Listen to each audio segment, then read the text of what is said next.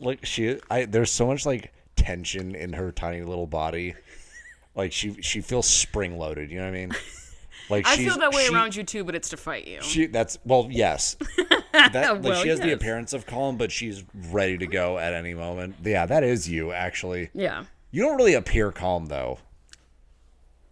That's crazy. When you're around me, you appear aggravated. That's fair. That's totally fair. Ariana Grande last night won Best Pop Video. I saw And she said, I would like to thank my therapists, plural, and gay people.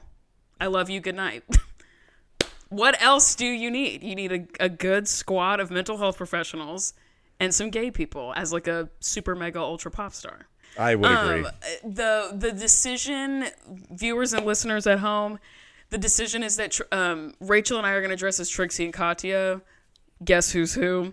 And her man, who is very tall and has really long red hair, is going to be Orville Peck, who Rachel described to me when we were talking about it as the gay man who wears a mask. And I said, you're going to have to be a little more specific. And she said, no. The gay man, and he wears a mask. And I was like, Orville Peck. And she was like, yes, that's exactly. It's a musician who just always wears like a mask and like fringe and stuff. You said Orville. What's his name? You're thinking of Orville Redenbacher, weren't you? I was, yes. I was like, Popcorn? Hey. No, the country music artist. Gay one. Okay. So. Gay country? Very excited. More like country. Yes. Well, no, that's Beyonce. Okay. Putting the country as Beyonce, but okay.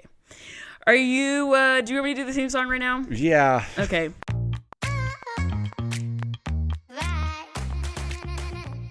Welcome back to Pyramid, guys, gals, and non-binary folks. My name's Amanda Baugh. Whoa! Last name for free. I mean, it's on the internet. Who cares? Who am I? PewDiePie, motherfucker. No, shut up.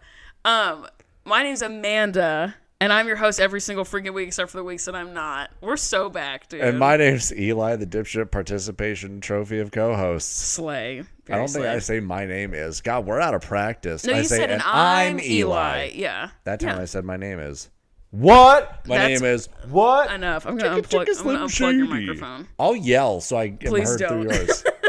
Please don't yell. This thing's feeling extra floppy today. You could probably tighten it up if you felt like it. Stop raising your eyebrows at me like that, bro. Tighten up. Yeah, tighten up. You see them get their asses handed to them by the Broncos? God. What an embarrassing franchise. Yep, sounds Holy right. hell, dude. Oh my God, I have a new NFL boyfriend. I don't know his name. Not Colson Loveland? No. He's going to be devastated that you've moved on so quickly. Never moved on. Added to the flock. Added. Oh, yeah, he's on your roster. Yeah, absolutely. Pun added very to the much flock. intended. I do not know this man's name, but I think you'll know who I'm talking about. I'm sure I will. He is a guy who does a morning show for ESPN. He has lots of tattoos and a mustache. And I saw him on the TVs one time at the gym, and I was like, that's my husband, was a football player? Okay. Well, I guess. I don't know. Well, it's like, is he white or black? About football. He's white. They're talking about football, so I'm guessing he was a football player. Not necessarily. But I could be wrong. It was a look morning like show. He would have been a football player? Yes, I think so, personally. It was on ESPN? Yeah, it was some sort of like get up morning show. The whatever, but they didn't have like what you know name. about getting up? Nothing. It didn't have like a fun name or anything that I could see. Okay. I was a little distracted. ESPN morning show. Handlebar mustache man. Not handlebar, but his mustache. Okay. He's so fine. Next time I see him at the gym, I'll snap a pic of the monitor. That would be great. Anyway, you're ready to talk about your pyramid of life? Iggy, come sit up here. Yes, I am. Wait, did my thing? That's okay, a couch did next to you. Ooh, come on. Come here. Boing. Very Hell nice. yeah. Very God. Oh, the God. little the fart snarflet. monster. Fart and poop Oh, monster. Jesus. She's smeared her little booty hole on the couch twice in the last week, but... Once was actually me, but I It's just appreciate you blaming Iggy. It's just because she gets so excited. Like this? Yeah. If you're not getting the video, you're not getting the whole story. If you're only listening to the audio, you're only getting half the story. All right, what's my the bottom pyramid. of your pyramid, bruh? So here's a fun thing. I don't have a bottom. I don't even have a middle. I have 3 tops, Oh girlfriend. my God. Okay, fine. Then I'm going to look like the bad guy for complaining. No, do your bottom first, and then Okay. do your middle, and then I'll do my 3 tops. My bottom of the pyramid is coming back home from a vacation. And Yeah. I know you've said it before. I probably said it too. I am a little tiny bitch baby at the airport. I have never once sitting said that like about this. you. You did. Oh, he just farted. At the terminal, like this. I'm pissed. I'm pissed. You were I more am big pissed. sad when we were coming home from DC. Not That's pissed. true. You were more sad. But I was a crybaby bitch at the airport when we were coming home from DC. You were emotional. Yeah, I was pissed. And I was pissed this time. I went on my top of the pyramid, spoiler alert, is the vacation I went on. I'll tell you about it in a minute. But I went on a vacation with my parents to see some of our extended family. And my parents got to keep vacationing. I didn't have all the days built up. So they had to drop me off at the airport like they were dropping me off for kindergarten. And being like, bye. Your little backpack. We were driving. We were flying from Colorado Springs. Driving. Hello? What transportation were you using?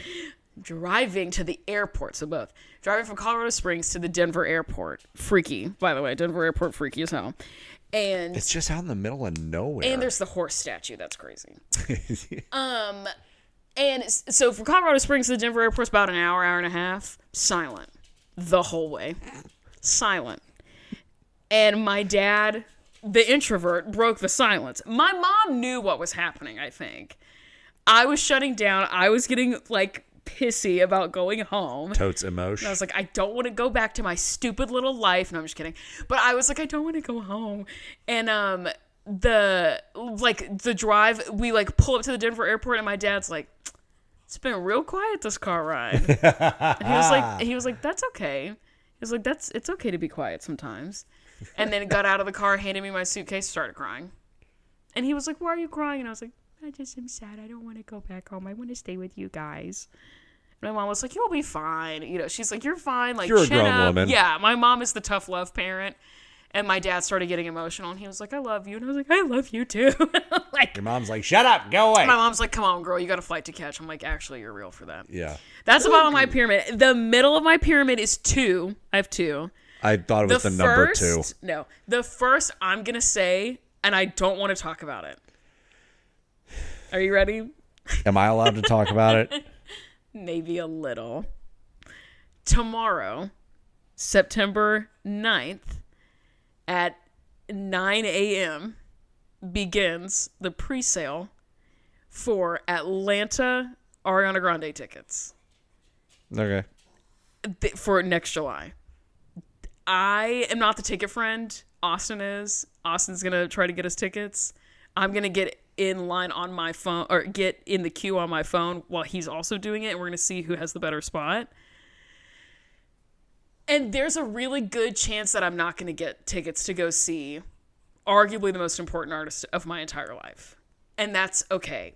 I need to get over it. I have probably a little bit too much of a connection to this artist. I need to chill out, actually. Unless I get those tickets. And then, if we're still doing this show next July, I will be 20 times more annoying about seeing Ariana Grande than I was about Beyonce. That doesn't seem possible. You would like to think. But Beyonce was a god tier, don't look me in the eye kind of experience. Ariana Grande, I have grown up with her. I love her. I'm very invested in her and her career in probably a parasocial way. So if I get to see her, it will be worse. It will be more annoying. Anyway, that's it. I might get them. I might not. I don't know. I'm preparing for not. Right. And hoping for yes. That's Right. where I am right now. Iggy, mentally. What are you Iggy, doing? come sit up next to Eli. Come on. Iggy, come She's on. conflicted because her mom's upstairs. Come on. Also, it's time for dinner. Come on. Iggy, I don't have food. She wants to be fed. No, your mom's going to You've feed been you. munching on my ear the Yeah, last come half on, hour. girl. What do you mean you need to be The fed? other middle of my pyramid, everybody be proud of me. I booked a new doctor's appointment. Yay. I hate the fucking doctor. I woke up at 3 a.m. Oh, my this morning, God. Why? Scratching my hands Oh, right. with my eczema. I have, for the viewers at home, I have dyshydrotic eczema on 4 of my fingers, on kind of 5 of my fingers. And I've been struggling with it since last June. and it's gone on too long.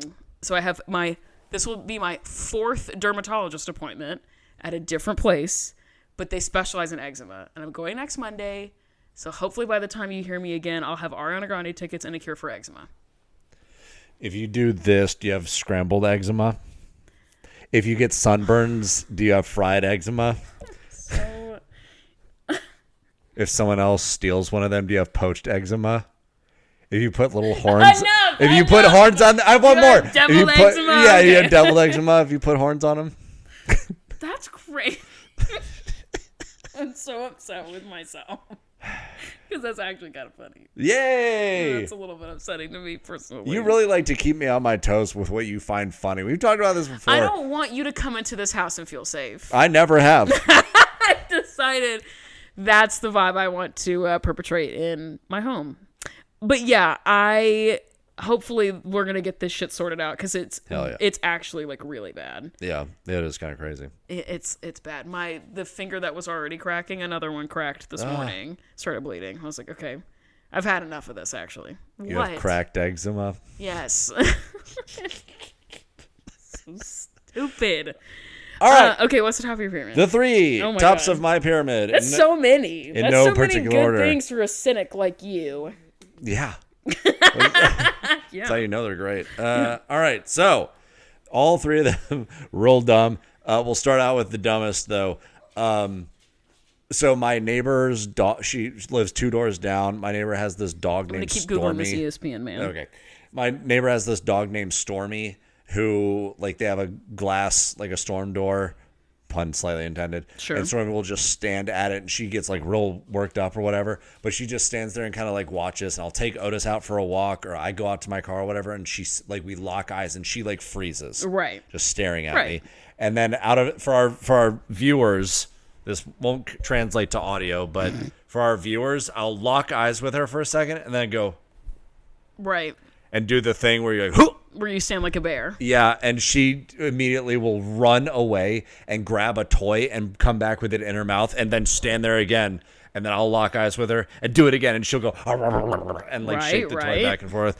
And that brings me so much joy. Yeah. That this dog and I have had a routine like this it honestly has been going on for like years, but I've really been doing it a lot in like the past year. And it makes me laugh every single time. She gets worked up every time. Every single time she does the exact same thing. That's really sweet. And shakes it. And I love it. Little baby. Yeah. The second is that it's the past like find it. That's okay. It's the past like week as it pertains to football, especially fantasy football, because we didn't record Labor Day weekend. It's been a while actually. I know, I haven't seen you in forever. Yeah, right. It's been 2 fucking days. But we had our fantasy football draft in Knoxville. It was a blast. The weather was flawless. The house was great. I got hammered drunk with like all of my best friends. Well, most of my best friends. We did like a float down the river. The B squad did. I had custom tank tops made. Oh, nice. That's awesome. I'll show you we could put the picture right here. It's so stupid. And it was just like a weekend of like fantastic, stupid fun. Yeah. We also got tickets to a wing festival. I saw that. So like Patrick and I each ate like 20 plus wings. Right. Just wolfing them down. God, I love him. Yeah. And I won my first fantasy football matchup this weekend. Beat the shit out of Grant. Suck it, Grant. Suck it, Grant. And Jason's mom. That one's for you, Patrick. Jason I hope you lost, giggled. by the way. Yeah. Fuck you, Jason. Mansplain casserole to me that one time. After the draft, it was like universal. Everyone's like, oh, shit, Jason seems really good. He's 0-1. He was the lowest scorer in the league this week. Mine was also really low. Eat a dick, Jason. The last top of my pyramid, this is the best one, was our drag race marathon the other night. Dog. Oh, my God. Can I? Okay, you go and then I'll go. Okay. About my experience of that night. So, we started off. We went and got Mexican food. We fucking pounded a pitcher of margaritas. I did so bad. That's good. That means you I won. know. That's what I'm saying. That is shockingly low. Nice 4% to the 96%. Well, we'll talk about that in a second. You're going to tell me why I'm wrong.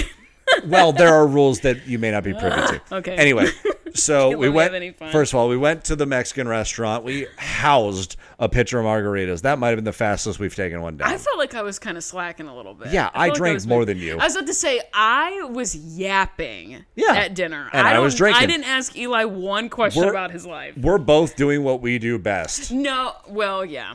Okay, you talk, I drink. I thought you were going to say what we always do, and I was like, that's not true. Usually I'm yapping and drinking. Yeah. But I was heavy on the yap. Anyway, keep going. Spilling out of your face. No, but we got through our Mexican food. With it was awesome. Rim. We then went and bought a huge bottle of wine, which was not cold.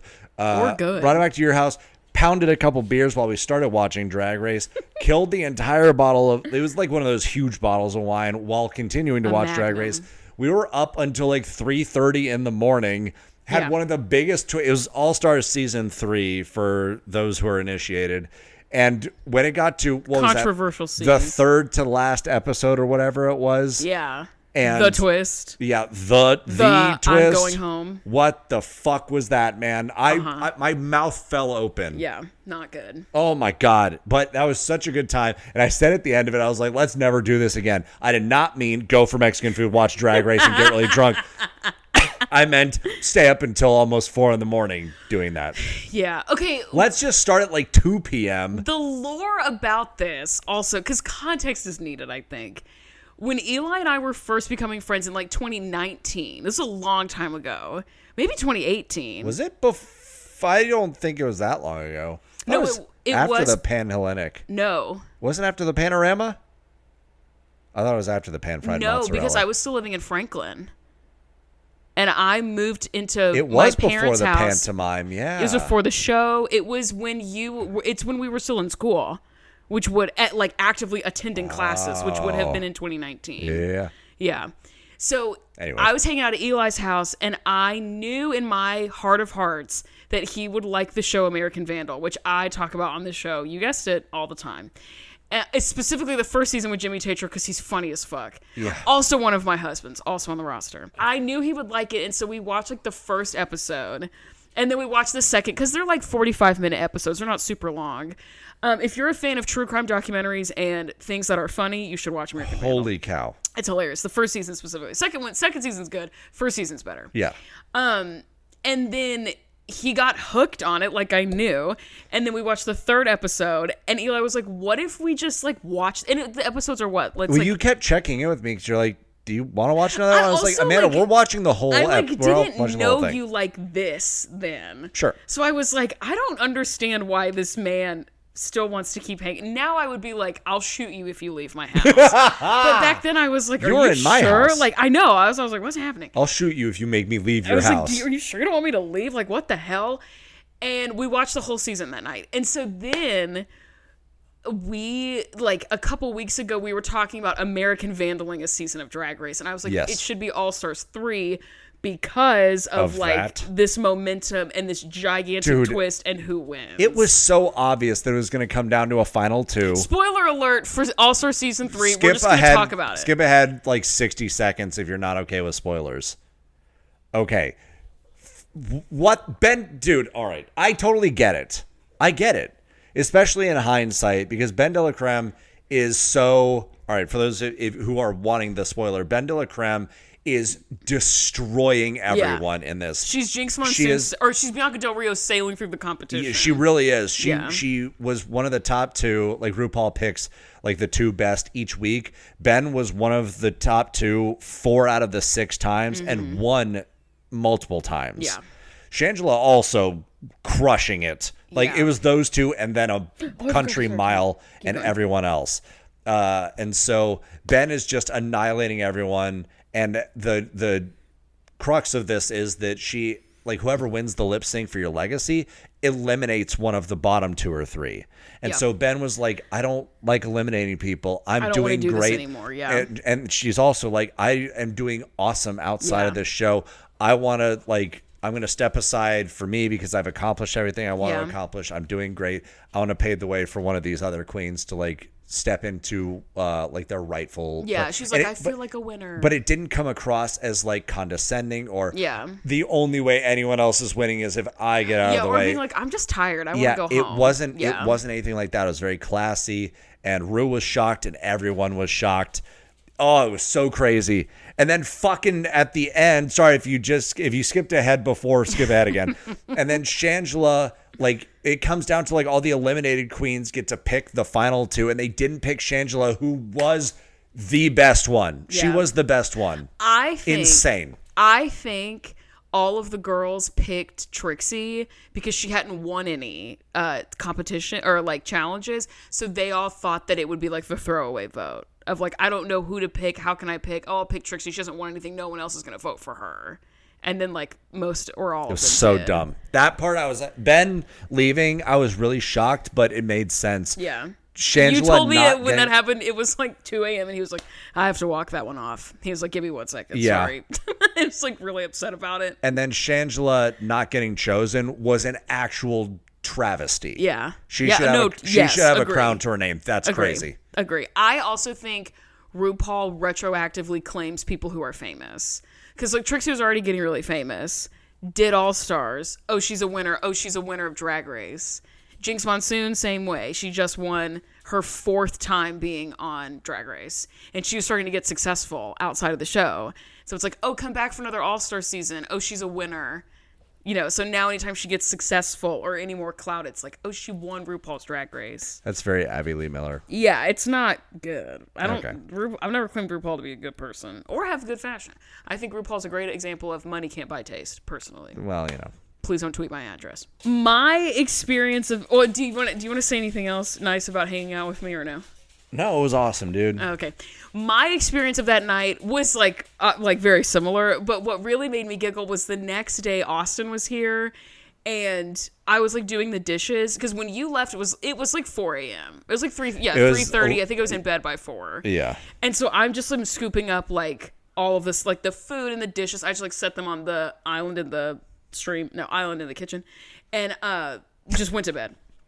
And then got up the next morning. Austin's here. Rachel's making his Halloween costume, so he's like trying it on. We're like hanging out. We're watching How to Get Away with Murder, best show ever. And I'm doing the dishes, and I pick up the bowl, and I'm like, what did we use this for? Oh, yeah. Because, listen, I was drunk off my dick. And it was great because I didn't have to drive. I was in a safe space. I was watching Drag Race. It was great. But there were moments upon reflection where I was like, I don't know if I was necessarily bringing my best to this interaction. But you didn't seem like you were hammered. You've been That's drunker. More concerning. No. That's more concerning. You would definitely have been drinking a good bit, but you have been drunker. Really? Yeah. Well, let's talk about that off mic. Because I feel like I was pretty lit. But I picked up the bowl and I was like, what the fuck did we do with this? And I smelled it and I was like, the pickles. Yes. That's what this was for. And Austin was like, the what? And then I told him the gospel about drinking or like eating pickles while you're drunk. Super lit. Iggy, get your poopy little butthole off of that nice pillow. Come sit up here on this washable blanket. Come on. Boing. Yeah. Okay. I also had a great time. I also love that season. I love those girls. It's a very controversial season, but it's very fun. And you have been a big Ben de la Creme fan. Yes. From the beginning. Since season 6. He thinks that she got sent home too early on season 6. She did. Darian Lake is not a... Yeah, Darian Lake, fuck yourself. And the best is he's always been like justice for Ben de la Creme. And I told Rachel that, and she was like, "Oh, he has no idea." But that was idea. But that was justice. No, yeah, I hear what you're saying, but it was just like, I just wish she was on the show more. Like, I love her, blah blah blah. I'm like, yeah, girl, me too. And then she walked in, you were like, "Let's go!" And Rachel looked at me, and I was stoked. No, but I got to see Ben at her best. Yeah, true. I mean, she does for the whole time. She was. It's not like she gets shot. You know what I mean? It's not that serious, but it was. It was really funny. Oh, that's how All Stars should be. There's like 1 or 2 from each season. They're like nice and spread out. That was a great season of All Stars. I like that so much better than All Stars 2. All Stars 2 was cliquey and bullshit. Oh. This was way better. Way better. Tea as fuck. You talking about Drag Race is like me talking about music. That's what I've decided personally. But you also talk about Drag Race like that. Yeah, but I don't talk about it as much on the show, mainly because I agree with you. So you're saying the exact same things I'm feeling typically. But I also just like listening to you talk about it because, like, at the risk of being a sentimental freak, it's just like so funny to me that like you and I are watching Drag Race together. That just makes me giggle if I think about it. You know what I mean? All right. Okay, are you done with your tops? Yes. Okay, slay. And here it goes. No, I knew you were going to do something stupid. Congrats, everyone. This episode is shirtless. Or not congrats. I'm sorry. My top of the pyramids vacation I went to Colorado with my fam to see some of my other fam. My dad's sister who passed away at the beginning of the year. Did you start another timer? Yeah. Okay. My dad's sister who passed away at the beginning of the year, her kids still live in Colorado, and her husband is an asshole. Their father's an asshole. They got divorced while my dad's sister was still alive, and he's estranged. Didn't even come to her funeral. Literally didn't care that she died. Crazy. After having 4 of his children, did not care if she died. Crazy. Cool.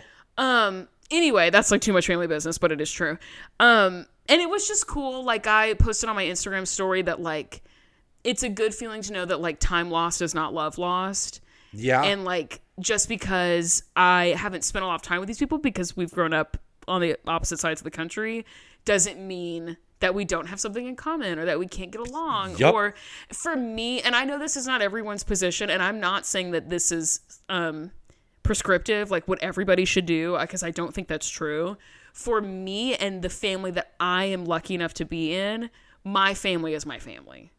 I have a couple of family members that I don't care to speak to, but for me personally, I'm lucky enough to be in a family where I get to talk to everybody that I love.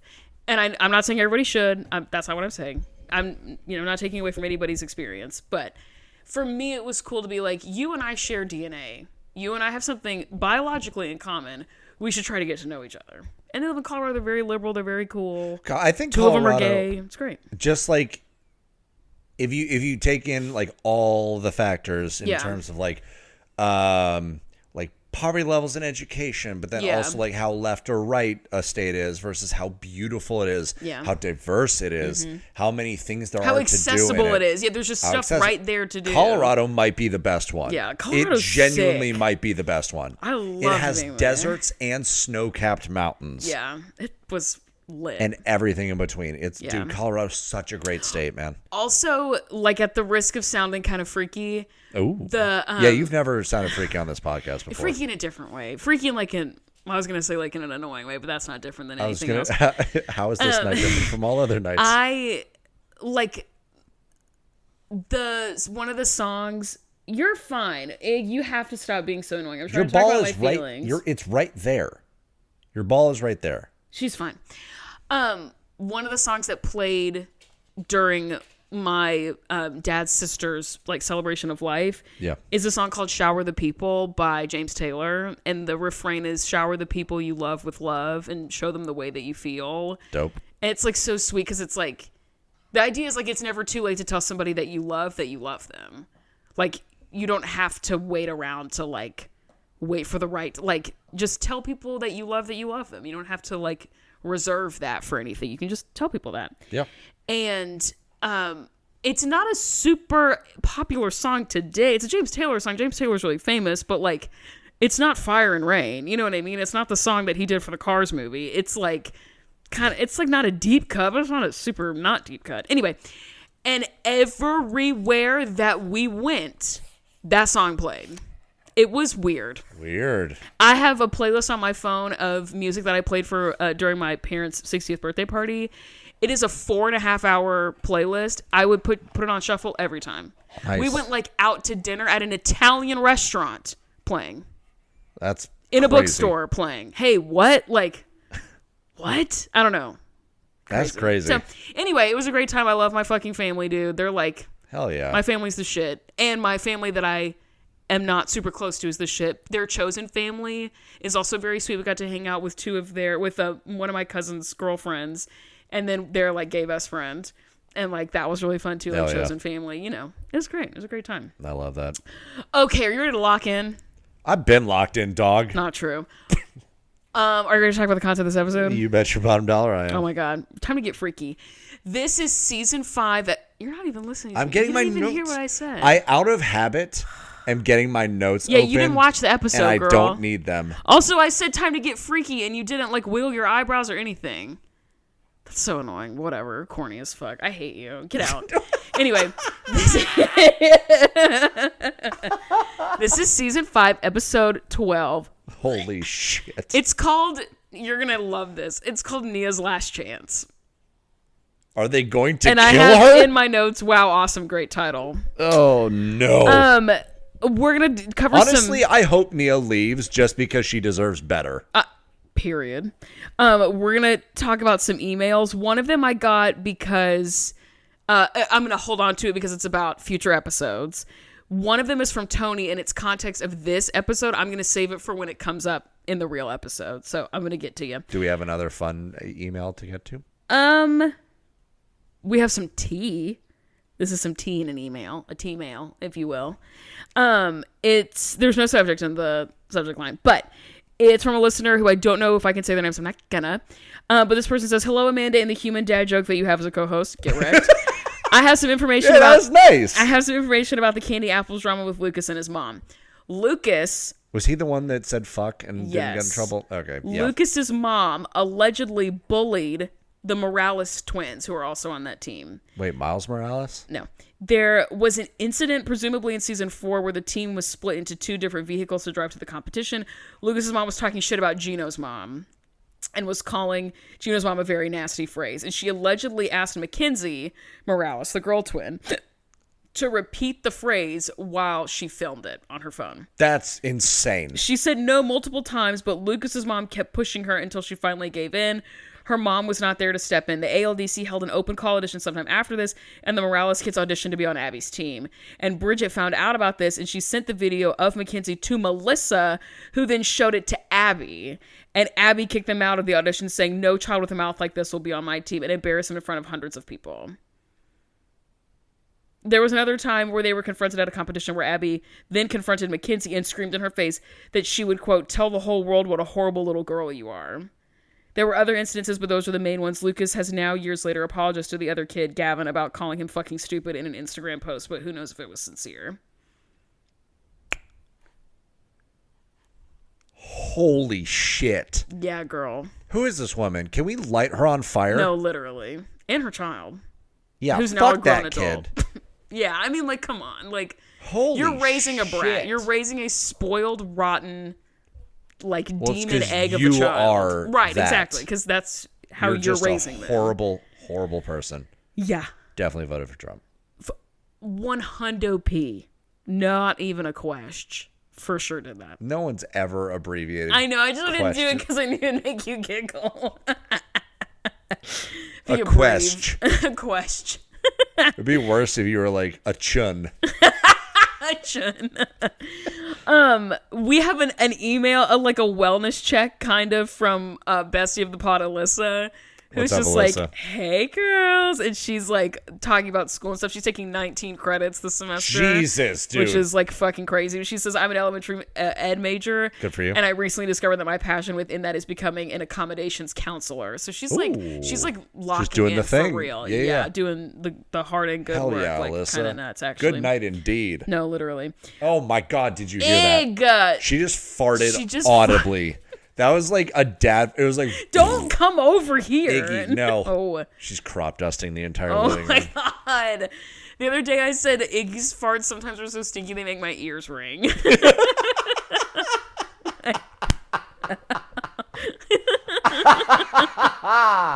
Oh, that's good. I like that. Thank you. Okay. This is a phrase. I'm going to have to explain it to you off camera if you even care. But this is from our listener named Jess, who wrote in last week. The subject... Wait, did Alyssa give like a pyramid or anything? Yes, she says... Let's see. Okay, pyramided song. Bottom is when other people's mistakes impact you even though you did everything right. Yup. I know you hate that shit. I sure do. You hate lack of accountability. I sure do. You really fucking hate that. Yep. Which feeds into how much you hate gossip, I think. Yes. Because it's like, no, you're also playing a part in whatever you're shit talking the other person about. And also control what you can control. Yeah, also true. Not everything's about you. Yeah. Yeah. The middle is navigating living with a roommate for the first time. Real as fuck. Yep. And the top, this is spoilers for anyone who's watching The Summer I Turned Pretty who hasn't seen season 3, episode 8. Jeremiah and the main girl didn't get married, so Team Conrad is in full swing, which is very exciting, which I think the show's ended now. And the Dancing with the Stars cast and the pros are being announced September 16th, which has already happened. And the rumors are crazy. I'm getting so excited for a great season. I think she meant September 6th, because that's already happened. Song is the Pyramid theme song, JK LOL. My actual song is On the Floor by J-Lo, ultimate hype song while getting ready for me. That's a great song. Nice. Keep listening. Love listening to you guys every week. Keep slaying EXO Bestie of the pod. Good luck on your finals. Good night, Alyssa. Good night, Alyssa. Okay, listener Jess, the subject line. Oh, no. Rachel, you might know what this means. Onika Burgers. Okay, never mind. You ate? Okay, never mind. I like burgers. And I have to explain that to you off camera if you care. But I knew exactly what that was. I'm very glad that I saw that as a subject line. Oneika. Yes, as in Nicki Minaj's first name. Okay, I was going to say I've seen that somewhere before. Yeah. Okay. We're talking about books a little bit in the email, and she says also she was like shouts out for the advice about changing your major if needed. Yeah. But she's just locking in. She's like, I needed to like vent about it for a second, but I like love what I'm doing. Great. I just have to lock in. Good. Just be sure that you do. Yes, it's okay to back out. Great. Love that. But it's also okay to lock in. Yes. She says, I don't really have anything new to say, but okay, here's my pyramid. Yes. She says, how do you guys do this every week? I have nothing new going on, lol. As a person, listen, all right, I very much feel seen right now. I know. As you know, I'm a very... You do. You said it before. I'm a person who loves routine. And so, Yeah. like, because I'm not just, like, I'm doing my same thing, I make sure I'm doing my same thing every week, the same things are happening. Yeah. It's funny. There you go.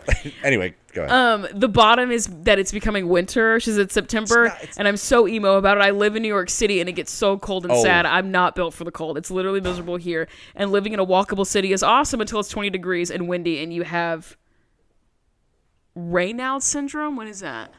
I don't know, Who but wants to Google it? I'm sorry, but it's literally 70 and sunny right now. Well, yeah, but we also live in the South. Yeah. And the summers suck here. So. Yeah, true. The middle is I'm in the middle of this club and organization in my school that makes tech things for nonprofit organizations, and I had to apply and interview and all this stuff to get in. And I was so hyped, but OMG, they're being so annoying about it, and school hasn't even started yet. I was away last week on vacation with my family, and the president of the club, one single year older than me, by the way, was trying to schedule a meeting with my team and wanted me to reschedule things in my vacation to go to this dumbass meeting. This is a really important meeting, would really need you to be there. Bro, what? Like, hey, bud, I'm actually out of the country, and this club isn't my life, and school isn't happening yet. Also, suck my ass, it's not that deep. Hell yeah. This club does some really cool stuff, and I'm excited to do the project and work with an NPO. I don't know what that means. But I hope the president of the club isn't... nonprofit organization. Yeah. But I hope the president of the club isn't breathing down my neck the whole time. I'm wondering if it's a man. Anyway, top of the pyramid is vacation. I just came back from Banff National Park, where you either hear... What? Oh, which you either hear and go, what is that? Or OMG, I want to go there. If you're the former, basically, it's a gorgeous place with a ton of mountains and lakes and rivers, and it's beautiful. It's so peaceful, so nice to get out of the city. Recommend connecting with nature. Highly recommend going. It was amazing. Also, how's it spelled? BANFF.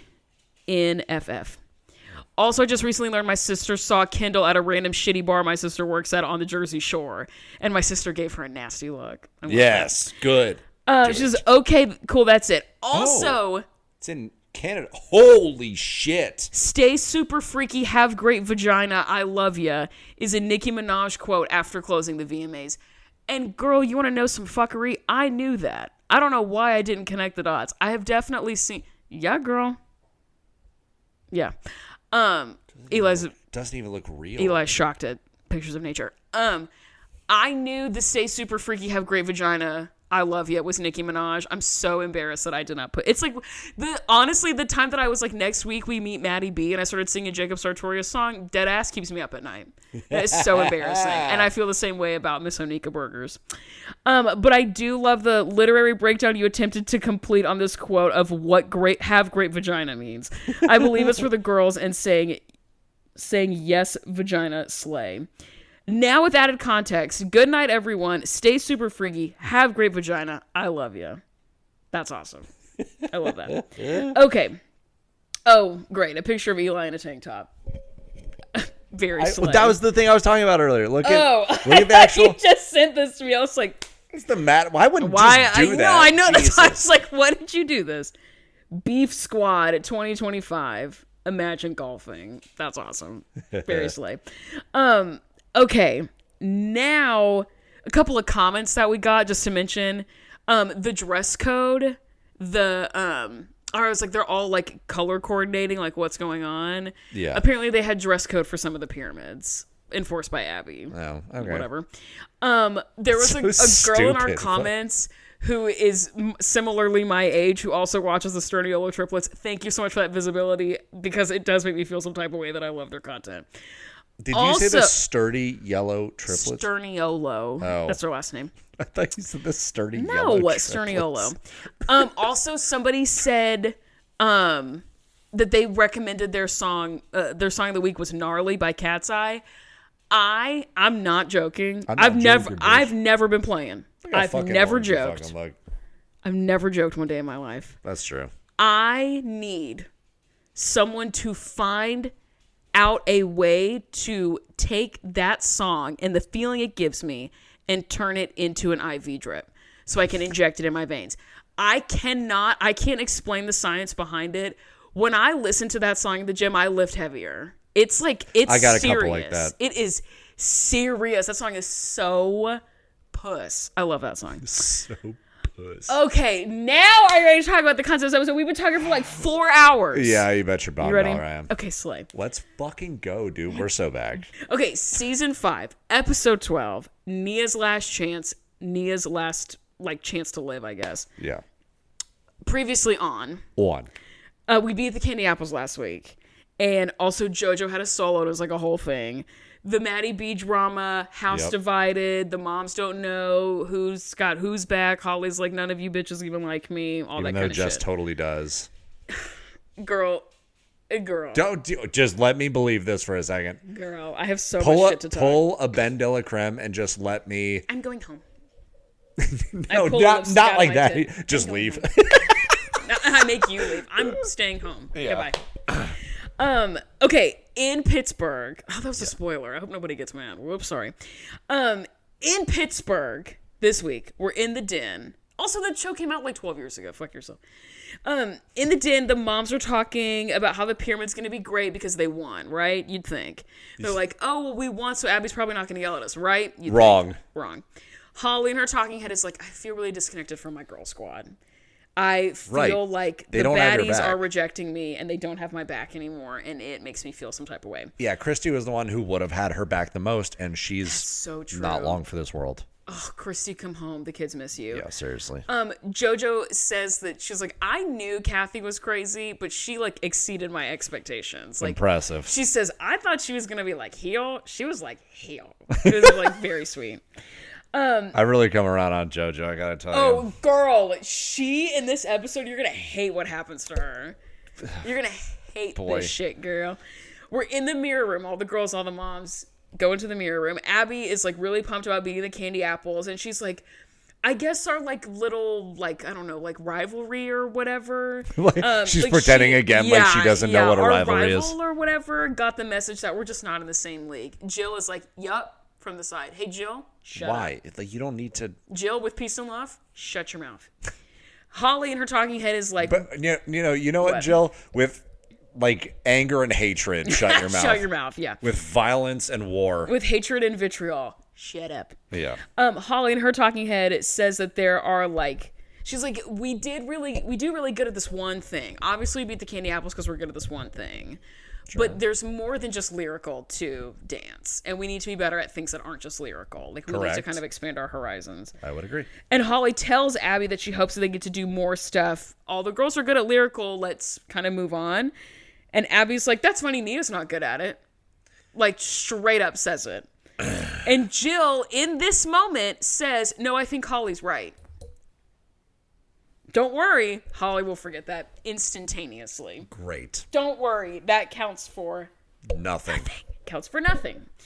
And Abby's like, you know what, Jill? It's my studio. And she tells her she can just shut up. Abby can do whatever she wants. Great. Abby tells Joe, like, but I'm not going to the competitions to do fun new things. I'm going to win. And we're good at lyrical, and that's how we win. Which sucks because it's like, is it a school or is it a competition team? That's kind of what I was about to get at. It's like, is the point winning or is the point education? Right. Yeah, I don't know. You're going to call yourself a school of dance. I would argue the goal is education.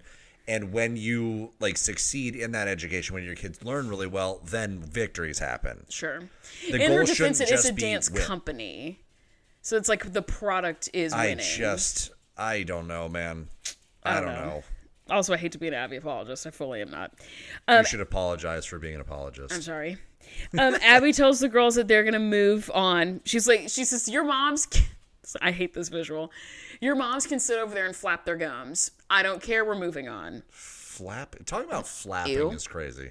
Ew. When they talked about, I know there's a name for it, but like the flapper girls in like the 20s. Yeah, not great. You just like weirdly enough, in this episode. That's a crazy connection you just drew. You're prophetic, bro. For real. I've always said that. For real. Because I knew that this was going to happen. Yeah, I knew you were going to say that. Yeah.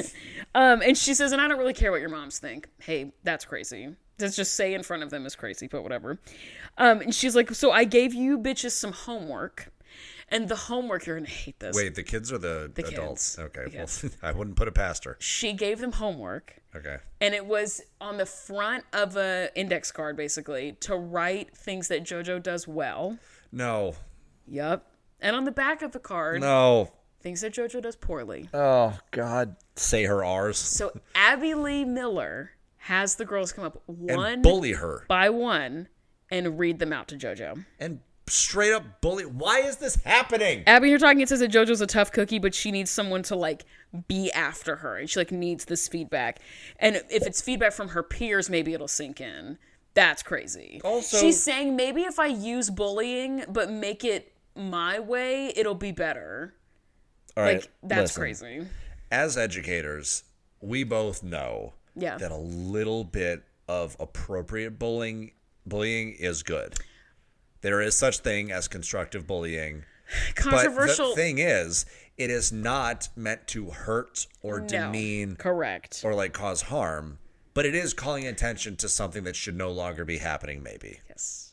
I had a student one time who was a known goofball. Miss Ba? No, it was not him. It was a different kid. This was I my last year teaching. I also think about that kid a lot. I'm like, I hope he's doing okay. I miss teaching so bad. Until I look at my bank account, and then I don't. Until I look at my vacation pics, and I'm like, never mind. He was a known goofball. He was like, that was his whole thing. Speak my language. He would not shut the hell up ever. And I taught theater, and he would be like backstage just yammering, full volume, and he wasn't doing it to be defiant. He just like needed the reminder, like, hey bro, people can hear you, like shut up. And I'm trying to give instruction. He's still talking off to the side. He's pissing me off, but also he's so endearing and so sweet and so freaky that it's like, I love this kid, but I'm going to kill him later. And I said, student, I said his name. If you do not stop talking backstage, I'm going to pull all your bones out, pulverize them, and snort lines. You have to stop talking. And he thought that was very funny. And he remembered it every time he opened his mouth because it was funny. So he stopped. Did I tell you about the one kid who said he wanted to fight me? No. Like playfully.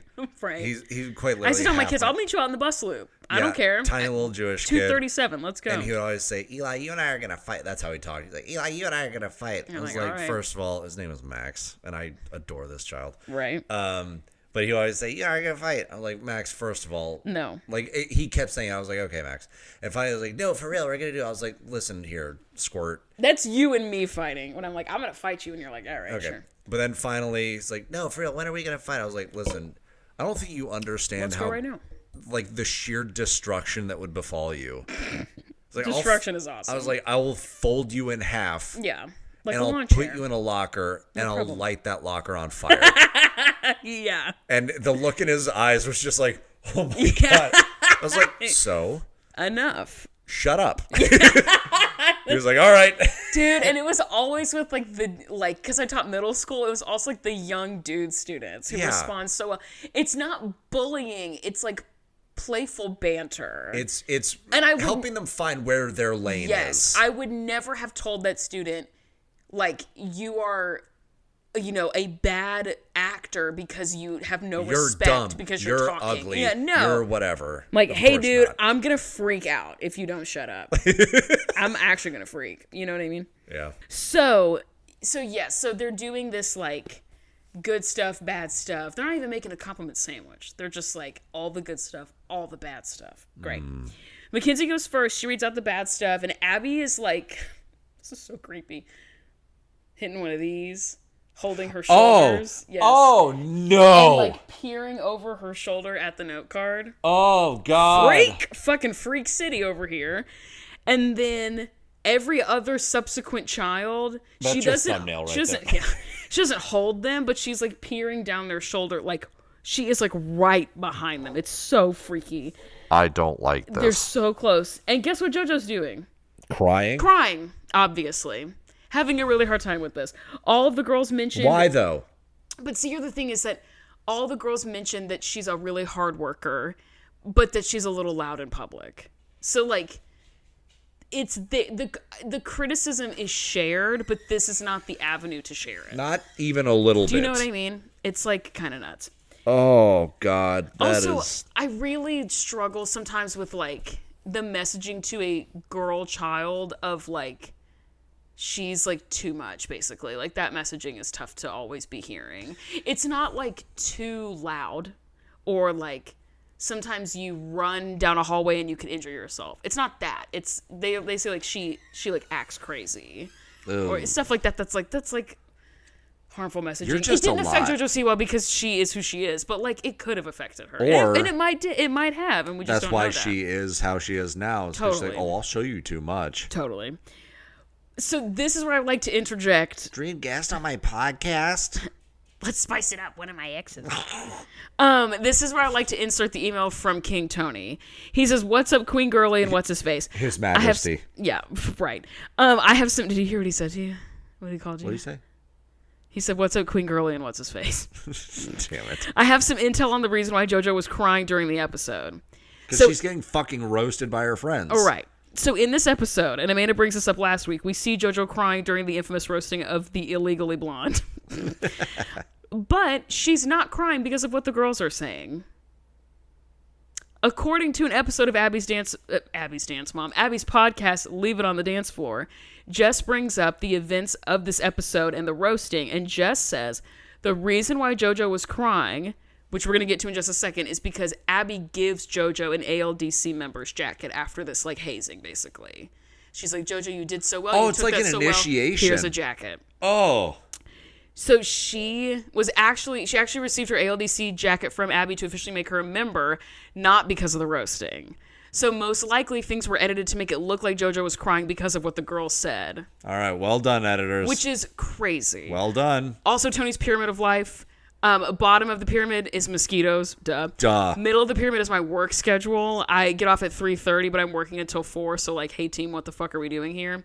Top of the pyramid is the fact that I'm back in college. Slay. Hey. Getting my bachelor's in operations management, specializing in logistics and transport. T. Brother's trying to get a raise, dog. Song of the week is Disturbia by Rihanna. Sure. Off of the same album that Breaking Dishes off of Shut Up and Drive also. They play that song twice in my high school prom. They played Cyclone 3 times. Yes, I've heard the Cyclone story. Kind of gives off jazz acro vibes, so Kinsey solo, I guess. But other than that, I got nothing else. Good night, Alyssa. Good luck on your finals. So I also kind of thought that there was some fuckery happening with the editing because when JoJo is crying, and, like, I don't know, it's like maybe this is editing, maybe it's just JoJo, like, trying to, like, muscle through it. She's, like, smiling. Yeah. She's crying and so smiling. Happy tears. So it's like, but I thought, she's just, like, trying to, like, take it like a champ. Ugh. You know, she's, like, trying to have a positive attitude. But no, she was crying because it's something she was happy about, but they edited it to make it look like... That's so wild. She was, like, being, like, emotionally traumatized.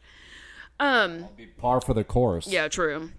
And that was probably still a very difficult thing to go through, even if she wasn't crying. Yeah, no shit. Holly in her talking it says she's impressed with how well she's taking it, and she's a champ just like Nia. Girl. Okay. Okay. Holly. Abby says JoJo. That's some Jill shit. I know. I'm just like My Little Kindle. My Little Kindle. Abby says that JoJo is lucky she's a guest. And she's like, whatever. This is the moment where she gives her the jacket. It kind of gives like the child version of the movie Whiplash. Have you ever seen that movie? No, that's the drumming one, right? Yes, we have to watch it. That movie is so good. The yellow M&M is the mean teacher. That movie is so good. This moment is very like, now that I've literally beaten your mental psyche to the point that you're in tears in front of your friends, tears in front of peers, not to be confused with the band Tears for Fears. Here's your jacket and here's your reward, you tough little child. No. Everybody wants to rule the world. Great song. So Abby says that the jacket is like, she says it's sacred. She says that word crazy. Okay. Somebody calling Reverend Dawn or Minister Dawn, wherever the fuck. Yeah. And will only be good for this season. What? That's not the jacket expires, bitch. Has an expiry date of after this season. As soon as the season ends, it just melts. It just disappears. Oh, I didn't start a timer. You're supposed to remind me to start a timer. Hey, Amanda, don't forget to start a timer. Don't forget these nuts. Okay. No. Okay, the Pyramid of Children. Abby says that all of the girls are equal players in the group, so they're all on the same level. Boop, boop, boop, boop, boop, boop. She's like, takes off all the papers. Okay. Except Maddie, she's at the top. God damn it. God damn it. But in her defense, Maddie had a solo last week and she ate that shit up. Whatever, dude. Fine. So, there's a little bit of a reason. I love that we're an hour into this episode and we're just now getting to the Pyramid of Children. Yeah, it's not great. Also, we do where's be the yapping. Dog? Egg, come up here. She's pissed because we made fun of her for farting. That's not why. Come up here. The audience wants to see you. She knows I'm mad at her. She's like, I'm sorry I smeared shit on the couch earlier. She got her ball. Hell yeah. Yeah, come this way. Come this way. Go on. Boing. There we go. This week we're going to be in Philly for New York Talent Experience, which is great when they say Philly and then they say New York. That's awesome. The judges this week, girl, are going to be giving feedback to the dancers live on stage. Okay. So after they perform, they're like, all right, let's give some critiques. So in marching band, they will record as they're watching. And they do in this too. And they give it to them after. They do in this too. The judges will all have like tapes. But now this is just a public roast? Kinda. Why didn't they call this the roast episode? I don't know. The roast of the ALDC. I was going to make a joke about like ALD's nuts and it's a roast, like roasting the ALD's nuts. Oh, yeah. There's something there. I just haven't D's nuts roasting on an open fire? Like the on an open stage? The ALD's nuts roast. Hey. Right in with your D's nuts jokes. They're so Tony, funny. Get on it. I love a D's nuts joke. One of the girls is like, that's scary. She's like, I'm frightened. Yeah. And so we have one group number. We have 3 solos. And they're all going to get live feedback on the stage. Wait, who are the 3 solos?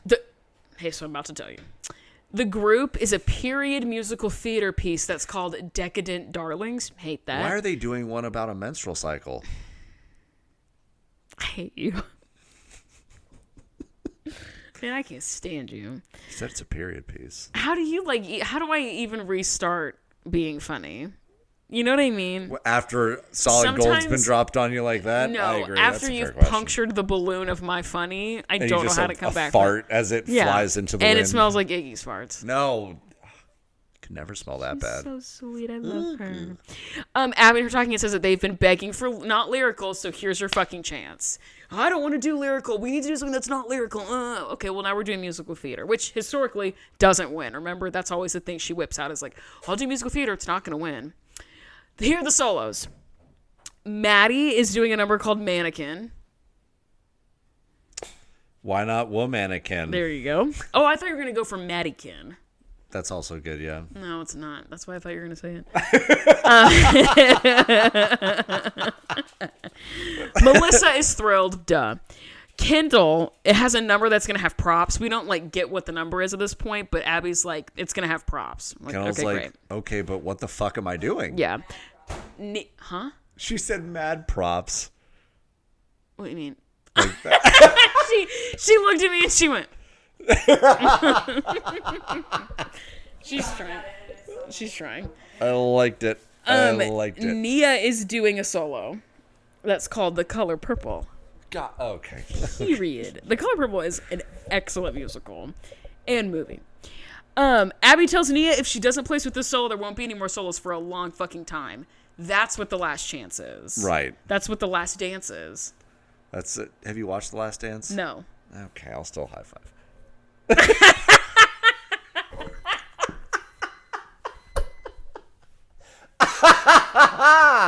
I can't stand you two.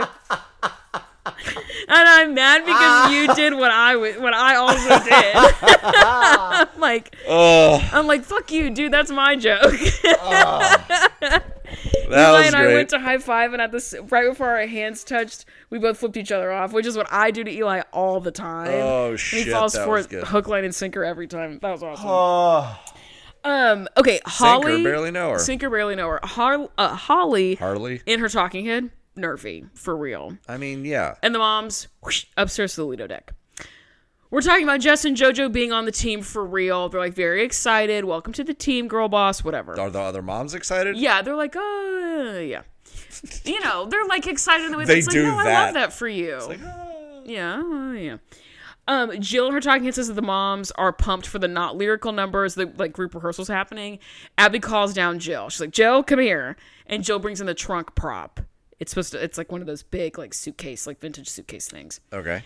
And Holly and Jess and Kira are like, what the hell is going on with Jill and Melissa? They're always BFFs with Abby, and we fucking hate that. And Holly in her talking head says that Melissa and Jill will do anything for Abby, and they're supposed to be supposed to be her friends since they have a history. She's like, I've known them for fucking ever, and they don't have my back, and that's annoying to me. And Holly vents that frustration to Kira and Jess, and they're like, oh, we have your back. Kira, I don't know about that. No. I mean, Jess kind of does. Just unfortunately, At in least this recently. moment, yeah. And then Holly says, yeah, you find allies in the strangest places sometimes. Holly, do not form an alliance with these fuck-ass lizard women. Do not do it. She's doing it anyway. It's like Anakin Skywalker. Sure. Maddie's solo rehearsal. She's in a nude bodysuit. Hate. Frozen in like a pose. And Abby. So she's posing? Abby lifts her and brings her on stage. Hand suspiciously between knee and crotch. Hate it. Absolutely hate it. Because she's frozen like this. And then her legs are like in like a walking stance like this. And Abby like picks her up by her leg. To like, by both of her legs. Yeah, to bring her I get in. it. Hate it. The mannequin like becomes alive and like does whatever. Moms are upstairs and Jill and Melissa are annoyed about their they're being annoying about their kids. Like, this is Maddie's so-and-so solo of this season. I'm so proud of her. Jill's like, I love Maddie. She's so darling. Blah, blah, blah, blah, blah. Like, just like, about the their two of them children. being annoying about their kids. That's I don't know if you can first, imagine I it. think. Yeah. And then we see Kendall's solo rehearsal. They're also being annoying about that. And Holly in her talking head says that Nia's solo hasn't even gotten started. Barely even worked on it. And these two MFs are basically almost done with theirs. Right.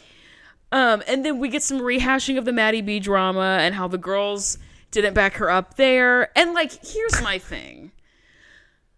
I understand that this is reality television. Like, I get it. Trust me. Trust and believe. I get that this is reality TV. The plot line is like, girl, give it up. Like, have the fight with your friends and then move on. If they're real friends, it will withstand confrontation. I agree. Like, my sister has said this before, and which means it's true because she's my older sister. But she told me one time that if you avoid conflict with in any relationship that you care about, right? Like personal, like a coworker, a supervisor, someone you're in love with, like whatever the relationship is, if you avoid conflict is because you don't think the relationship is worth it or you don't think the relationship can take it. Yep. And either one of those is bad. You need to face the conflict head on and then continue either together or separate in any relationship dynamic. Holly, if you had this confrontation and you feel like they're not your girls, enough. Let it go. Let it die. They're not girls. If you think that, you have this confrontation, they're like, we stand by it, fuck yourself, great. Not your friends. Block, delete, done. Or if they are like, we really want to understand your perspective, we don't agree, so tell us why you came to that conclusion. Have that conversation and like do the hard work of like restorative, rehabilitative conversation. But don't be like, well, I don't know, we should probably talk about it and then not talk about it. Yeah. Or if they don't agree with you, move on. Like, what the fuck? Like, I don't know. I know it's reality television. I know they're telling her to be upset about this. Like, I get it, but it still gets on my nerves. Yeah, for sure. Kira says that Holly and Jess are the Three Musketeers. No, hate it. Please don't be friends. Jess, her talking head, says... You be allies. Don't be friends. That's like us. Me and Eli are not friends. We make internet content and that's it. We never hang out. No. Jess, her talking head, is talking about how it's benefiting to have her as an OG member, like, have her back. She's like, I can use that to my advantage for show. I mean... And Jill and Melissa come upstairs, and Jill, as a joke, was like, ooh, what did we miss? Are you talking about us? Yes. And Holly goes, yeah. Hall, girl. Yeah. And Jill's like, oh, what happened? And then Holly goes... And Jill goes, oh, here we go again. Which to me sounds like something that, like, I would say to a real friend. If, like, because Rachel and I, one thing about me and Rachel is we're going to beat a dead horse. One thing about me and Rachel is we're going to bring up the same man at work that we don't like and talk about it constantly. Eli knows the tea in our office like the back of his... Well, that's not true because you kind of tune us out. But we will talk about... He knows the name. I know who that is, and Yeah. I know there's been some fuckery. Right. And when Rachel comes in and she's trying not to talk about it, and I'm like, girl, what's wrong? And she's like, I will say like, oh, here we fucking go again. And then I'll strap in to beat the dead horse. You know what I mean? So to me, Jill's response in this moment feels like she's just like excited to talk shit again. Like, girl, we have your back. What more do you need? Was this one? And she says, so this one time that we didn't have your back erases all the years of friendship. Is that what I'm hearing? Like, I mean, that's crazy. We didn't have your back this one time, and now you're gonna throw it all away for this thing? That's ridiculous. Yeah. Holly says she's shocked that she's friends with Jess and Kira, and they like talk about the same shit again. It's ridiculous. Now, Jill says Jess didn't stay at the Maddie B thing for Nia. So I don't know why you think that Jess staying is her having your back. Jess stayed so that JoJo could stay. They didn't stay in like an alliance with you. Yeah. They stayed for their kid. So that's not her having your back. Kind of a good point, That Jill. is a really good point. Unfortunately. It is noteworthy, I suppose, that they read the situation the same, and that is like inherently bonding. Yeah. But yeah, it's not the same as like because Holly and Nia are staying. Yes. That's why we are staying. Right. Melissa in her talking head says, I treat my kids well because... Oh, no, she says, Abby treats my kids well because I'm always on her side. Well, yes. Great. Right. Jess brings up that there's this, like, pact that they're going to make, that Jess and Kira and Holly are going to make, that they're always going to have each other's backs, and they're going to, like... You know what I mean? Like, ridiculous. And Jess says it's immature for Melissa to not join the pact. And she says, Melissa, it's weird for you to be like, I'm not going to join a pact. Like, she does it with that kind of voice. I'm like, okay, Jess, like, relax. Melissa is right there. Like, maybe chill out a little bit. We do see Nia solo. It's like, you know, it's happening. Don't worry. Abby's, like, being mean to Nia. Holly in the Lido deck is talking about this, like, added stress of, like, if she doesn't place, it's going to be really difficult. And Kira says that Nia can't let anything that Abby says to her, like, get in her way. Abby always changes her mind anyway. So if she hates you today, she might change it tomorrow. No, Nia, she's been pretty consistent. Nia, she's a racist. So, like, that's not going to really be applicable here. But Kira and Jess are talking about how much they love Nia. And she's like, so sweet. She's like, such a tough cookie, blah, blah, blah. And Jill and her talking and is like, this is fucking stupid. This pact thing, it makes it worse. All this teeth is stupid. And the pact thing makes it 1,000,000 times more stupid. Kind of, unfortunately, iconic. Correct. Agreeing with Jill, derogatory. Abby pulls Nia aside and tells her about the threat again. She pulls her aside and threatens her again. Who's surprised? And then she like shit talks Holly to Nia, and she's like, "Your mom fucking sucks, and I hate her." And that's when Nia whips out a switch and slices her throat open. I wish. Nia says, well, can you keep that separate? Nia, fuck yeah. My girl. Hell yeah. And then Abby says, oh, so if you were a murderer, you would want me to look past that and teach you to dance? And I like paused it and like cackled out loud. Like, what the fuck are we doing? Hey, team, Abby. What the hell? Hey, Abby, real quick. Why What is the the hell? child the adult in the room right now? It's crazy. Oh, so if someone was a murderer, I should set that aside and teach them to dance? Is that what you're saying? Are you implying that you're a murderer, Abby? Girl. Ugh. Nia in her talking head says that she's bitter about what happened in LA. But she's like, the singing thing just needs it's already done. I already did it. Let's move on. Whatever. Sure. Holly goes down to talk to Nia, and Nia's kind of getting emotional about like what happened. She does tell her mom about the murderer comment like in this moment. And Holly's like, Nia has shown Abby for a decade that she wants to be here. Like, she's saying this to Nia. You've shown Abby. And she tells Nia she can't control Abby, but she can control herself. Focus on your dance, channel your energy. That's how you get people like Abby to shut up. That's what she says. I mean, yeah. Kind of eating, unfortunately. Correct. Okay, we get to the competition. Oh my God. Okay. We're hearing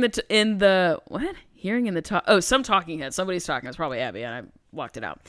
That the groups that win are the lyrical ones, and so it's like we're not gonna have a good chance of winning. Blah blah blah. She says I'm gonna teach the moms a lesson by not doing a lyrical number. Okay. Hearing again about the live feedback, very slay. What do I have here? I think this is what she was trying. Oh. I think, like, narratively, there's a connection between them giving feedback to JoJo at the beginning and the feedback of the judges at the competition. However, that line is not drawn very clearly.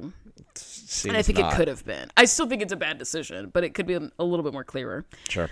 Holly and Nia, like, lock in with one another once again, and Abby in her talking head is like, Nia needs to place her, no more solos, whatever. So Nia goes first. Her track that she's dancing to is just one trumpet line. There's no percussive sound at all. There's no bass sound at all. There's no rhythmic anything. She's done this before, though. I cannot imagine how hard that would be. Very. There's nothing to keep time except you. You're just locking in. It's like the same thing as when they dance to Just a Singer, and there's just no rhythm, like, that's outside of that line. That must be so fucking difficult because your whole thing is counting. Yeah. Anyway, I think that's crazy. Yep. She does really well. Holly's like, yay, my child ate that shit up. The judge that gives the feedback says she was beautiful. And she says there were nice moments of focus, but that the moments of focus, like, were you, like, locking in with the judges? But those moments were too fleeting. She's like, just would have loved to have more of that. But that's it. That's all the feedback she gets from that judge. Holly says there's nothing that Abby can do to take away the fact that the judges said that Nia did well. True. Did they say she did well? No, they did. They were like, you were beautiful. You did a good job. I think at the end they say, like, all in all, great or something like that. Okay. And Holly just hopes it's enough to, like, place. Maddie goes next. Some guy in black brings her out in the like mannequin pose. Or whatever. I guess. I hope it's somebody she knows. Yeah. Just some rando man. His hands though are way further away from her private areas than Abby's were. Good. Very exciting. Bar on the fucking floor. I mean, the music is like shitty and the hair is awful and the costuming is terrible and whatever. But she is good. But she's great, obviously. She does like the nude bodysuit freaky hair. I wonder if they're trying to do like the Chandelier music video. I mean, maybe. Abby, have an original idea. It won't kill you, I promise. Well, her original ideas are awful, though. That's the thing. That's also true. The judges say, so she dances, she does great. The judges say that she has great facial expressions. They talk about her technique is not good. They say that her legs could be straighter and her knees could be turned in or whatever. Tea as fuck. And they cut to Melissa and Abby pissed. Madder than a rattlesnake. Pissed. Maddier than a rattlesnake. A rattlesnake. Okay, great. No. Jill in her talking head is like, I fucking told you. She's like, Maddie's a human being, and she makes mistakes like everybody else. She does in her talking head. Jill smells blood in the water and just immediately goes for it. Kendall is next. She does this like Train to Paris like vibe kind of number. Jill in her talking head says that she's like, I've risked a lot to make Kendall be in Abby's favor, and it better pay off. Which I thought was kind of funny that there's like a little bit of self-awareness here of like, yes. I've made myself look like an idiot for my kid. She knows what she's doing. Yeah, if Abby doesn't see that, I'm going to be so mad I wasted all this energy and potential sucking up to Abby's ass. Yeah. I hate the singer for the track. It's like so annoying. The costume eats. The judges say she has great presence, but like would have loved for her to connect with the judges more. So essentially, sounds like the same feedback as Nia almost. Yes, but like Nia, they give her more, or at least we see that they give her more compliments. Like the vibe is kind of that Maddie and Kendall were getting a lot of negative feedback. And what? I'm responding to you. I was just, sorry, my phone was blowing up. I was just making sure nothing was happening. And Matt, or what's her name? Nia. Hello? Nia is like doing super well, and like Maddie and Kendall are getting like harsher critiques. Ooh. And Abby, her talking, says that Maddie and Kendall got some like kind of tough remarks, but she doesn't know if Nia's going to be good enough to place even. Okay, great. I will also say though that sometimes when that happens, you give the kids that you know to be better actual feedback. Not you and I would never do this, but like a shitty educator like Abby would invest more time giving actual feedback to her favorite kids or who she perceives to be the better kids because she thinks they can handle it. Whereas with Nia, it's just like, hey, we know you can only handle like one piece of feedback. So I'm just going to say, hey, we need to see like more of you connecting with the judges. They're not going to comment on technique because they're like, oh, she's a lost cause, or oh, her technique's too far from good. Sure. That's why I was kind of worried when you said this is the feedback that Nia got. I'm like, that sounds like they're like, yeah, whatever. She can't handle anything harsher. Yeah. Oof. That's a 7th place girl. She's not getting actual feedback. Not to be the most annoying person you've ever met in your life, my abs are cramping. I'm like, ooh. It hurts really bad. Okay, the moms in the green room are talking about the pact. And Jill and Holly are going back and forth of the same, like, you weren't there for me, like, thing that's, like, always happening. I'm just imagining the unbreakable vow from Harry Potter.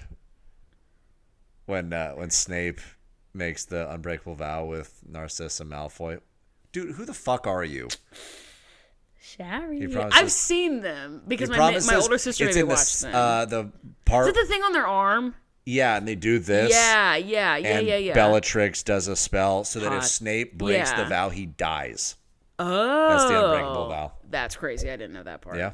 I don't think I was paying attention. That's why it's such a huge deal. That's a part of why, he makes that, spoiler alert for a book series that's 20 years old. Yeah. But he makes this promise knowing full well that Dumbledore already told him, like, hey, you're going to have to, like, Malfoy's going to have to kill me.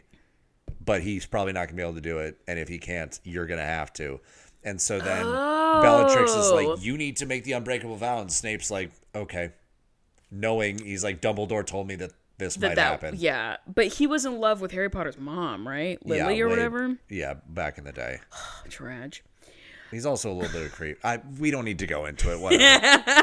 There's a lot of flawed characters. Also, J.K. Rowling, fuck yourself, you're a transphobe. Moms in the green room talking about the pact and the unbreakable vow, and Jill and Holly are going back and forth about the same, like, you're not there for me, like, whatever.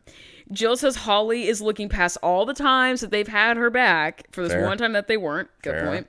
Holly in her talking head says that she hopes the girls haven't picked up on it. Hey, mama, the kids know. Yeah, as someone who was around middle school only children in their education career, they know. They can sense it. They can smell weakness in any form. So they know that that there's some fuckery afoot. Indeed.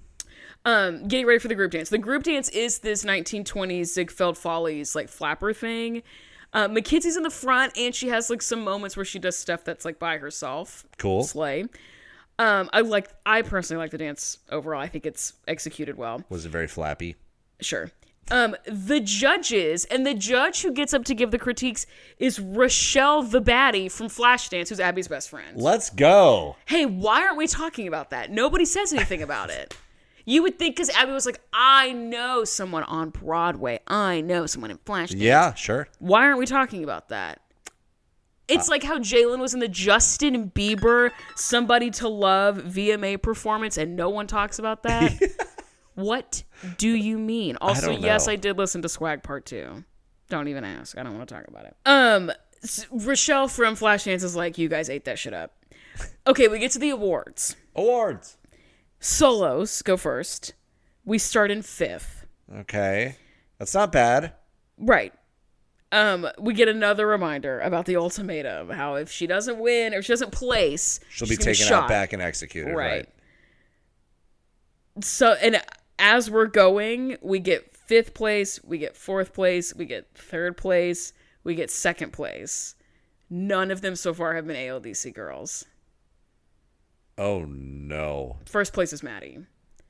So that means Kendall and Nia, Jill and Holly's children, diametrically opposed foes, Hamilton ref, did not place. So, Holly Her Talking Head says it would be nice if Nia, that it should be that if Nia didn't place and doesn't get solos, the same should be true for Kendall. Well, but Kendall... This is welcome to the stage, the cow that we're going to be milking for the next, 4 episodes? Ridiculous. Who, Holly? Eli! I'm kidding. You can't say that. But also, that I just thought it was funny. Whatever. But I fucking called it. Yeah. Sure. Nia's the 7th place girl. They're not giving her actual feedback. Yeah. Unfortunate. Totes. Jill on Her Talking Head says it was as good as it could have been, and she blames the No, it fractured wasn't. attitude on Holly. She's like, well, maybe the girls would have been able to focus if Holly wasn't such a bitch. We get back to the green room. Abby, pissed, obviously. Blames all of it on the moms and how fractured the moms are. And Abby, Your Talking Head, is like, the moms, all you as a mom need to do is get in your car, go home, and make dinner instead of giving me your opinions. What the fuck? Hey, Jesus. Ab. Was she born in like the Hey, girl, 40s? What? Like, that internalized misogyny really be deep. Girl, that's an insane thing to say to other women. Boy. But okay. Jill tells Abby about the pact. And Abby's like, it doesn't make any... Like, what are you even talking about? Jill's like, I know, it doesn't make any sense. And Holly says it's like, we're just supporting each other, basically. That's really all this is. And Abby's like, right, that doesn't make any sense. Right. Why would any of you like anyone? Right, exactly. You're all insufferable, actually. Right. And Abby, Her Talking Head, says the fractured attitude is rubbing off on the kids and blah, blah, blah. Holly and Abby get into it, obviously. Yeah. Holly brings up the murderer comment, and she's like, that's an insane analogy. And then Melissa is like, well, yeah, but Abby always draws insane analogies. And Holly, like, locks in on Melissa and is like, don't stand up for her. Why do you always have her back? I can't do this. Leaves. Jill and Melissa are like, Holly, don't leave. Don't leave. Like, Holly, stay in the room, which is like, hey, what's going on there? And then she dips, and Melissa and Jill go after Holly. And Kira and Jess stay in the room, and Jess says, we can let them work it out. Not having her back. Not having her MFing back, bro. There also are times where the more people that are there, tensions are going to escalate, and you don't necessarily need to do that. Also true. And I think, like, even though... they don't know her like that, and even though Holly and Jill and Melissa are all fighting, there's history. Yeah. And like, I've known you for a long time. I'm gonna come out there and I'm gonna make sure that you feel okay, even if we're not cool. They're not gonna have your back. They don't fucking care about you. They're using you to their advantage. I care about you. You're my friend, even if you think we're fighting. And so I'm gonna go make sure you're okay. So I think personally, and Holly's like, stop defending Abby. And they're like, we're not defending her. We're trying to give context for this insane murderer comment she made. Right. We're not backing her up saying that was an okay thing to say. We're saying, but also you shouldn't have expected anything different. She says insane shit all the time. Right. Yeah, she's batshit. And I don't disagree. And that's just another batshit thing. That's the end of the episode. What the fuck, man? Yeah. Ugh. That's it, girl. They just end on this fight. Maybe not a cliffhanger, but there is a feeling of dread in the air. But guess who we're seeing next week? No. Yeah, girl. I don't want to. Kathy. No. And we're talking about going back to LA. No. Which is crazy because we were only home for like 2 weeks. What? Dude, and now we're like ready to go back to the mean streets of LA. Girl, come on. Make up your fucking mind. Be so for real. Yeah, dude. All right. That's all I've got, Diva. The show, I'm not even watching it anymore, and it's stressing me out a lot. Yeah. God damn it. Ugh. Do you have a song? I do. It's also, by the way, we put all these songs on a playlist that's right. that's called The Pyramid Bops. It started out as an assignment of what is a song that you think would make a good dance routine, and that was really difficult to quantify or qualify. Like, how do you even know? How do you know? Yeah. So then it just became like a song of the week, and then when Eli showed up, it became even more of a song of the week kind of thing. Yep. So, what's your song, Diva? Fiend by Travis Scott and Playboi Carti. What a relevant song for you to choose. It popped up on a workout playlist. Nice. Fuck yeah. Mine is also from my workout playlist. Fun fact also, apparently Travis Scott at a concert played that song like 10 times in a row. Yeah, I've seen that. Like, I've seen that. and something about like the concert like registered as like a category whatever earthquake. Mm-hmm. That's awesome. Yeah. That's he also had presence. Astroworld where several people died. He what? Yeah. Oh yeah. Astroworld? What the hell is that? Is that Wait, a am I concert? talking out of my ass? Hang on. No, that's Travis Scott. I also don't know anything, so like Because he was dating Kylie Jenner at the time. He had a concert, an outdoor concert in LA called Astroworld. It was like a festival of his. He like demanded that security open up the gate, and people got trampled and died. fuck, man. And he did nothing about it. Didn't pay for their funeral, didn't pay damages. Shit. Nothing. Was like, whoops, sorry. So, problematic. That is a bummer. That song still goes kind of hard. Yeah, that's fair. That's totally fair. My song of the week is also a workout playlist. And I hit this shit right as I was leaving in like the crisp 60-degree weather because it was 7:30 by the time I left. 7:30 this morning. 1-2 Step by Sierra. Yeah. What are you, fucking nuts? With Missy Elliott? Are you kidding? That song is so fucking good, dude. I love that song. That song goes platinum on my workout playlist. Hell Sierra. yeah. Yeah, crazy. This beat is Yeah, it's great, dude. Supersonic. Okay, that's it, team. Follow us on stuff. Mm-hmm. Write us things. Mm-hmm. Love the comments. Love the emails. Love them bad. Yes. Like in a good way. I love them so good. Ew. You don't read any of them. How would you even know? I don't know how to read. Yeah, well, true. That's why you like music so much. That's why you're a drummer, is because you can't read. Yeah. I just need to count to 4. Right. Yeah, true. You can follow me if you feel like it. My Instagram is @notAmandaB_. His is @Eli_Farmer_. You can follow me for nasty out content. You can follow him for cake and dog pics. There actually is a cake pic in my most recent. See? I didn't have to upload that, but I did. See? There's a cake pic in my most recent post. You should go like and subscribe. We're going to open up an OnlyFans for Iggy eventually. Rachel and I have decided. More like only because farts. Rachel said only furs. I think It's definitely only farts. I think mine's funnier. Yeah, it's only also that dog only farts. That's all she does. She only farts. She just yawned. She's over it. And oinks. Because anytime I post a picture of her on my Instagram story, it's usually when I want attention because everybody will swipe up and like it, and I'm like, ooh, getting attention on the internet, my favorite thing.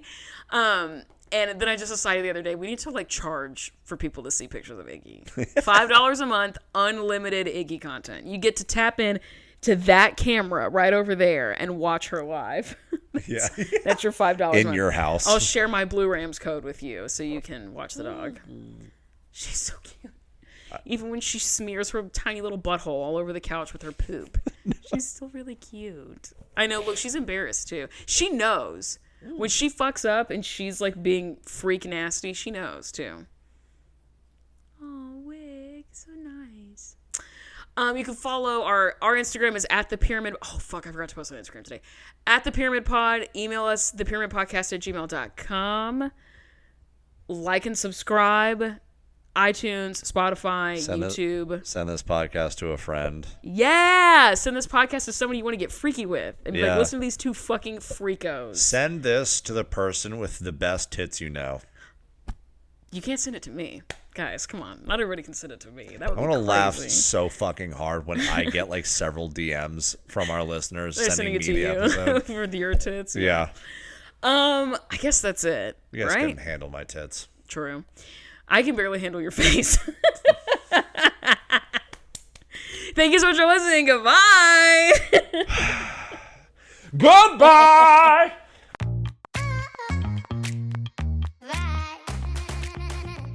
I'm going to restart the camera. And you're going to close the blinds, and I'm going to go pee. And I'm going to continue being a white person on the podcast. Yeah, but behind closed blinds.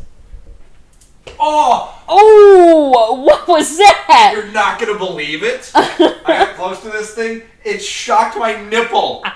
The static electricity was my nipple connected. Ow! My nipple's getting hard now. Oh, gross. It's getting hard. That's a crazy. I've never I heard had that, that too. happen. That was so loud. What the hell? I've never had that happen. You're not good at I didn't even know that was possible. How does your nipple get shocked?